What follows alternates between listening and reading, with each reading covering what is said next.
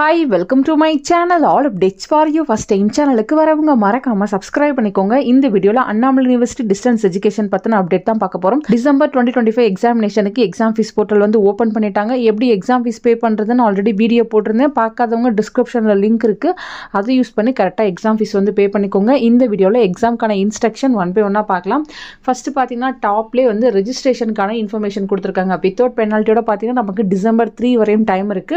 With பெனால்ட்டியோட நமக்கு December 8 வரையும் time கொடுத்துருக்காங்க. ஃபர்தராக இதுக்கு மேலே அதை எக்ஸ்டெண்ட் பண்ண மாட்டாங்கன்னு சொல்லிட்டாங்க. ஏன்னா நமக்கு பார்த்தீங்கன்னா அப்ளை பண்ணுறதுக்கு டைம் நிறையவே வந்து கொடுத்துருக்காங்க. இந்த டைமை யூஸ் பண்ணி நீங்கள் வந்து உங்கள் ரெஜிஸ்ட்ரேஷனை வந்து கம்ப்ளீட் பண்ணிக்கோங்க. நமக்கு பார்த்தீங்கன்னா நிறைய இன்ஸ்ட்ரக்ஷன் வந்து கொடுத்துருக்காங்க. ஃபஸ்ட்டு பார்த்தீங்கன்னா இங்கிலீஷில் இருக்கும், நெக்ஸ்ட்டு பார்த்தீங்கன்னா தமிழில் இருக்கும். தேவைப்படுறவங்க எந்த லாங்குவேஜில் வேணுமோ அதில் ஒன்ஸ் வந்து ரீட் பண்ணி பார்த்துக்கோங்க.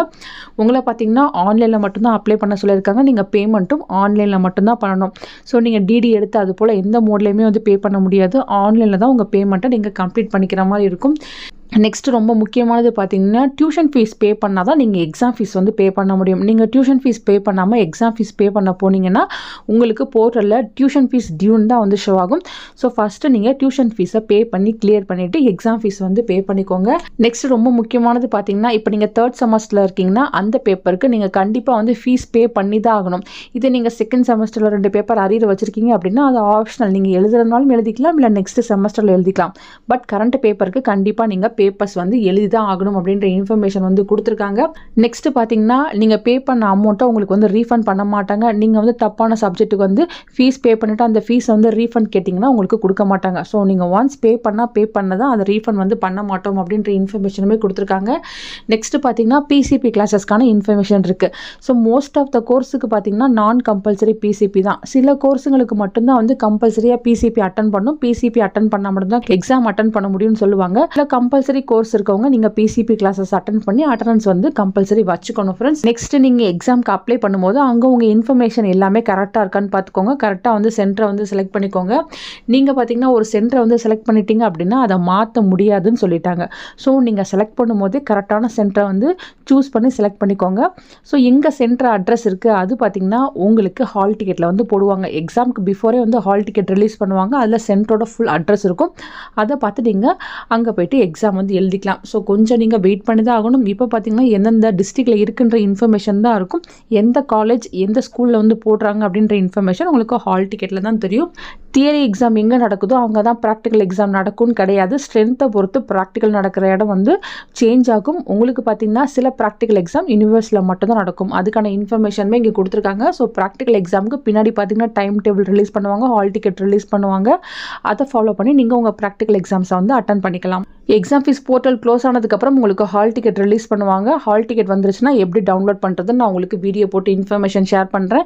நெக்ஸ்ட் பார்த்தீங்கன்னா எக்ஸாம் பேப்பர் பற்றின இன்ஃபர்மேஷன் கொடுத்துருக்காங்க. உங்களுக்கு OMR ஷீட்டாக தான் கொடுப்பாங்க. ஃப்ரண்ட் பேஜ் மட்டும் OMR இருக்கும். உள்ளே பார்த்தீங்கன்னா ரூல்டு ஷீட்டாக 40 பேஜஸ்க்கு வந்து இருக்கும். ஸோ அதில் தான் நீங்கள் வந்து எக்ஸாம் எழுதுகிற மாதிரி இருக்கும். OMR ஷீட்டில் எந்த தப்பும் நீங்கள் பண்ணக்கூடாது.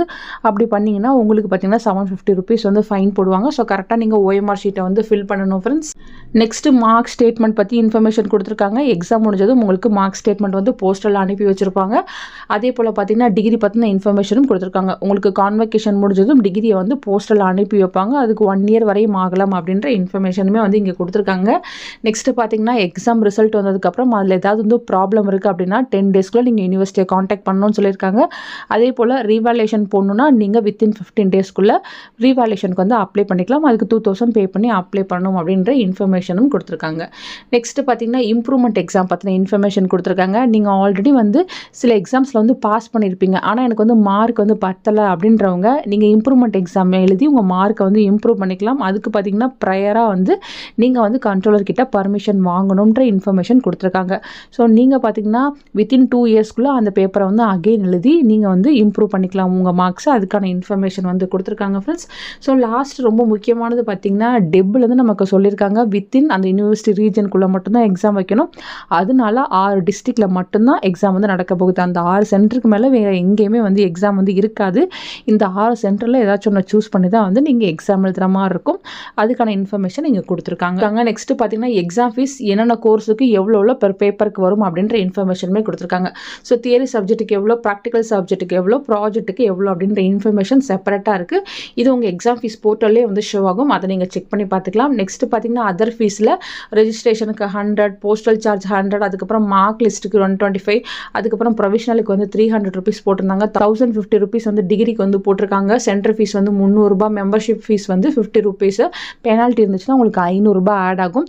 ஸோ இது போல் செப்பரேட்டாக எக்ஸாம் ஃபீஸ் போர்ட்டலே உங்களுக்கு ஷோ ஆகும். நீங்கள் வந்து செக் பண்ணிவிட்டு உங்கள் எக்ஸாம் ஃபீஸை வந்து பே பண்ணி ரெசிப்ட் வந்து எடுத்து வச்சுக்கோங்க. ஃப்ரெண்ட்ஸ், இந்த வீடியோ உங்களுக்கு யூஸ்ஃபுல்லாக இருக்கும்னு நினைக்கிறேன். ஃபர்தராக உங்களுக்கு வரதாச்சும் டவுட் இருந்தாலும் கமெண்ட் செக்ஷனில் கேட்கலாம். தேங்க்யூ ஃபார் வாட்சிங்.